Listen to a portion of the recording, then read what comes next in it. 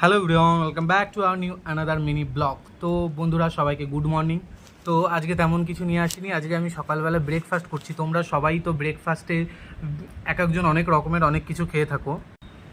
কেউ লুচি খায়, কেউ ওটস খায়, অনেক অনেক কিছু খায়। বাট আমি কি খাই দেখো প্রতিদিন সকালে। হয়তো আমার মতো অনেকেই খাও, কিন্তু আমি কিভাবে খাই সেটা তোমাদের সঙ্গে শেয়ার করছি। তো এই দেখো, এটা হচ্ছে ছোলা। যেই ছোলাটাকে আমি 2-3 দিন আগে ভিজিয়ে রেখেছিলাম, নিয়ে কিছুটা গাছ বেরিয়ে গেছে। গাছ তো না, এটা আর কি অঙ্কুরোদ্গমন হচ্ছে। এটাতে বেশি নাকি পুষ্টি পাওয়া যায়, তার জন্য এখন এই ছোলাটা খেয়ে আমার ব্রেকফাস্ট কমপ্লিট করছি। এটার মধ্যে হালকা লঙ্কা দিয়ে দিয়েছি এবং একটু লেবুর রস দিয়ে দিয়েছি, ব্যাস, আর একটু লবণ দিয়ে খাচ্ছি। বিকজ ছোলার নির্দিষ্ট কোনো স্বাদ আমি পাই না, দ্যাটস ওয়াই খারাপ লাগে খেতে। ওই জন্য একটু হালকা করে লেবুর রস আর লবণ আর লঙ্কা দিয়ে দিলে একটু ভালো খেতে লাগে। বাট এটাতে সাইড ইফেক্ট কিছুই নেই, প্রচুর হেলদি খাবার বলতে পারো।